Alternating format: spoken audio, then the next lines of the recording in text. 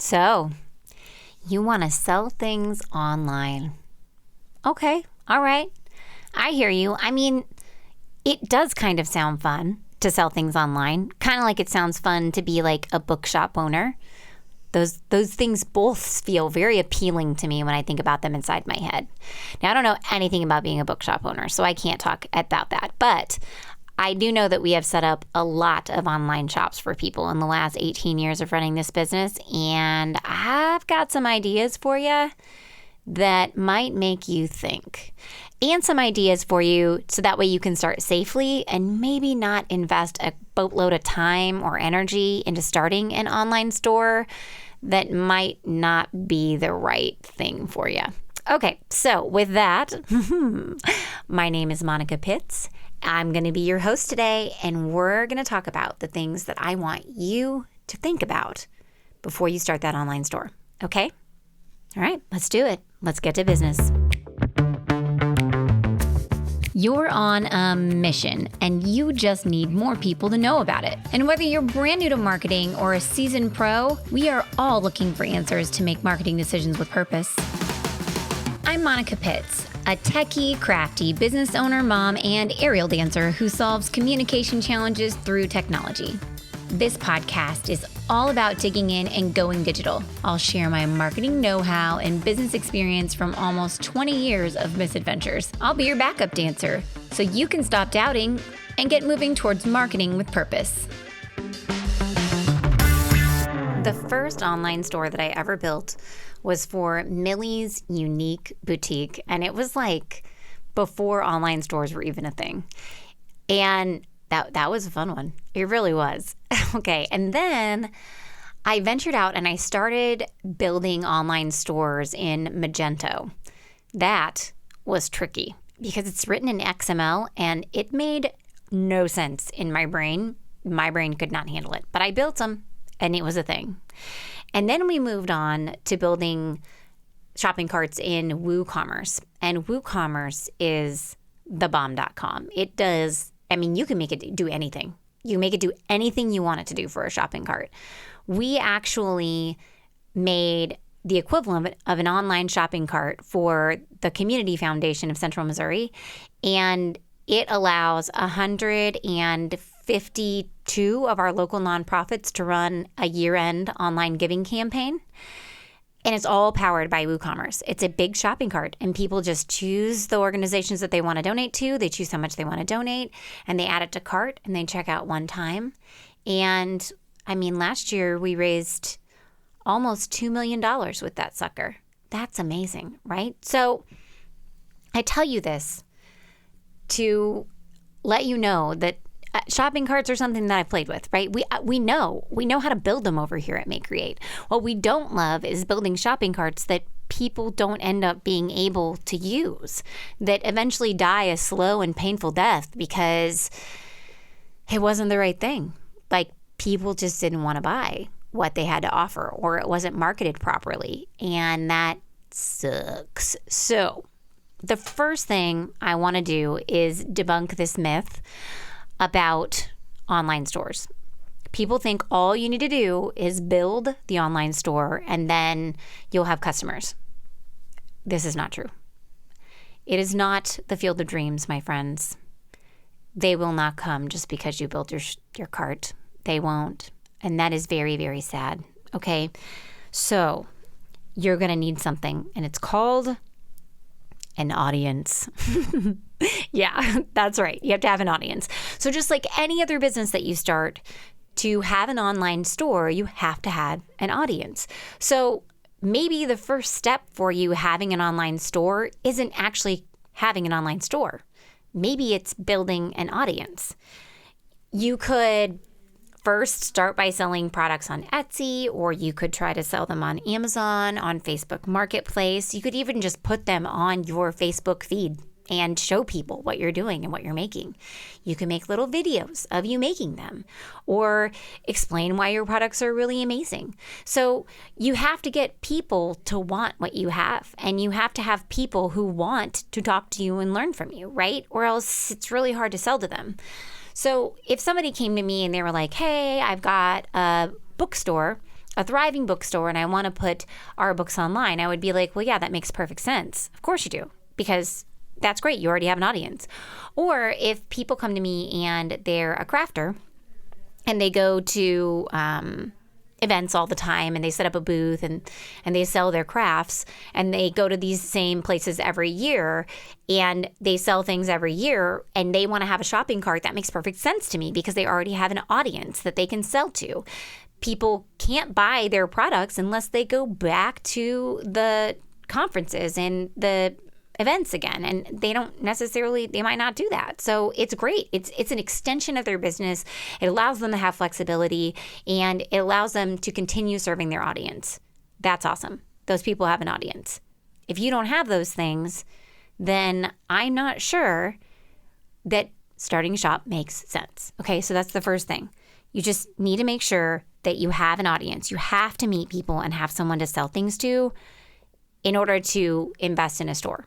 It doesn't make sense to invest in a store if you don't have people to sell things to. Okay, so start building that email list, start building your social following, or heck, just start going around to craft shows and stuff and selling your things to people who are there. Why not? Why not, right? Got to meet people, have to have an audience. Okay, so that's the first thing I wanted to talk to you about. Setting expectations over here, right? Okay, so the second thing I want you to do is even if you do have an audience, right? Let's say you do have an audience. Let's say you're a nonprofit and you're like, you know what? We could make some money if we started selling some t-shirts. And that is not even weird to me. I think it's totally awesome. I love it when nonprofits have a side hustle. It makes so much sense because you're generating awareness for your cause, especially when it's something apparel based, right? Because then people are wearing it. They're like walking billboards for what you do. That's kind of a powerful thing and that's exciting, right? So in that instance, if that's what you're thinking about doing, a lot of people will contact me and they'll be like, okay, so we want to have this thing for our nonprofit. It's going to be a shop. And we want it to be a drop shipped, like individually made item because we can't afford to do a big run of, we're going to use t-shirts as an example. We can't afford to print a big run of t-shirts and then sell them one off because we don't have the overhead or the capital to actually print these t-shirts and then just wait around to sell them. Friends, we're going about it the wrong way. Okay. First thing I want you to do is test the waters. Test the waters and do it at a time when you think people are going to buy. So for example, if you were a nonprofit and you wanted to sell a t-shirt, don't sell a billion t-shirts. Pick one t-shirt. One, maybe two if you've got a huge audience. But just go all in on one, okay? And then I want you to email your list or put out those social posts or send out a mailer, however you contact your list, right? And I want you to say, hey, this year, look at this cool t-shirt that you can buy for people for Christmas. Isn't this really fun? All right, so that's the first thing. I don't want you to set up some elaborate checkout system. Don't even bother with it. No. At the most, I think you could literally set up a link that sends people over to Stripe and has them pay for their t-shirts. Now, here's the deal. You're going to get all the orders for the t-shirts, and if you get enough of them, then you're going to order them. And if you don't get enough of them, then you're going to refund their money and walk away. Because what you're doing is you're testing the waters, okay? You're trying to see, do they actually want to buy this thing from me, right? Is this something valuable to them? One of my nonprofit clients, they have a gift shop inside of their museum. And they've been thinking for years about having a online store to sell their wares. And my first advice to them was just that. Pick something cool that you think people would like and send an email and see, does anybody respond? Because if they don't, then how are they going to be making these purchases on their own without any prompting on a website that you built? That's a lot of money to invest, right? So you don't have to give them a billion options. You don't have to have them all ready to go. It doesn't have to be drop shipped. Like, first test the waters, okay? And once you've tested the waters, then you can go as simple as humanly possible.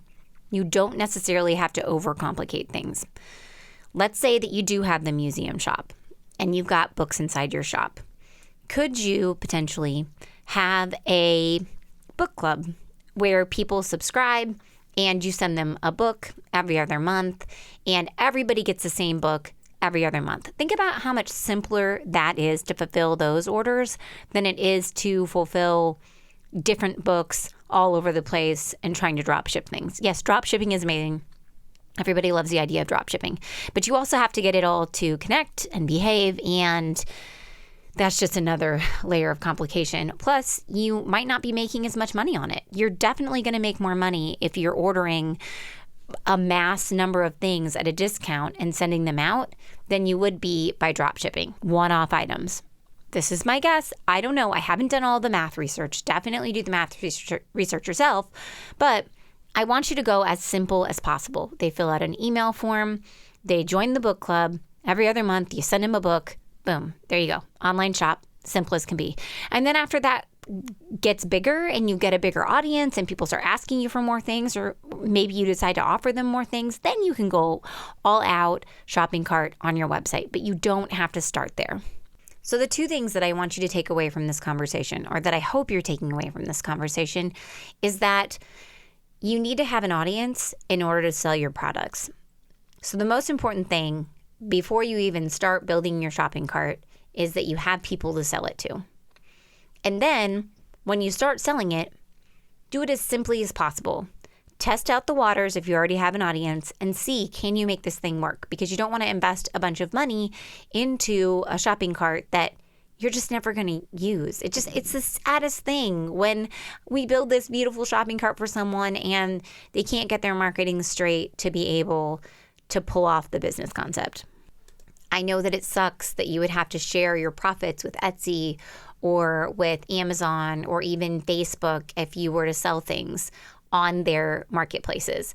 But here's the deal. They have an audience, and there's people that are going to those places to find the thing that you sell already. And so you can capitalize on that reach, and you can borrow their audience until you've built up enough people to send folks back to your website or to actually build a website that people come back to. And if you are not willing to start by borrowing somebody else's online audience because you're not comfortable with that, I want you to think to yourself, how can I borrow the audience of another place that might allow me to start selling my product and build my audience? So for example, I used to sell jewelry when I was in my 20s, and I didn't actually sell it online. I went to the local salons in town and I said, hey, can I put my jewelry in your salon? And they were like, yeah, no problem. And I met people through their salon. They ran a successful salon. The people who went there bought my jewelry. That would have been a great way for me to start making friends and start building an audience for my product. My daughter, chip off the old block, she feels like she wants to start a business selling perler bead earrings. And I told her, well, here's the deal, friend. We're going to do a fundraiser for your school, and we'll get a flyer and we'll say, hey, go to this website, fill out this form, order these earrings. It's a fundraiser for the school. I'm like, you're not going to make a lot of money, but you are going to meet a lot of people by doing this school fundraiser. And then they're going to see, hey, there's this really cool girl who goes to our school who makes these perler bead earrings. We should support her, right? And maybe you have another product or two, or you show them what you're working on, so that way they see other things that you might be making that they might be interested in buying as well.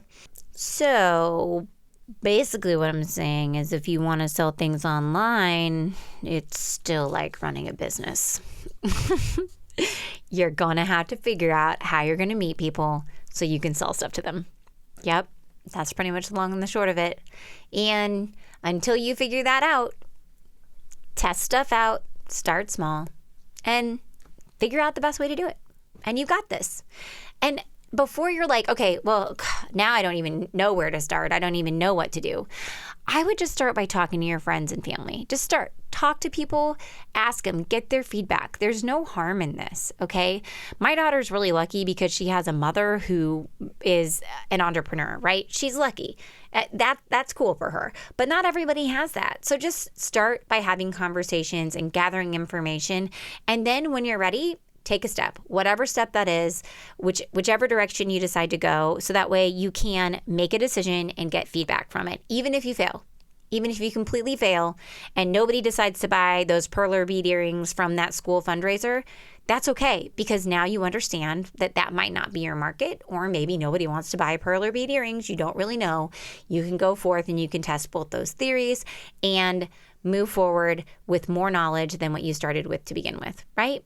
Because every decision that you make, every teeny tiny step, that allows you to make the next decision and have more information, so that way you can continue to grow your business and fuel your dreams, friends.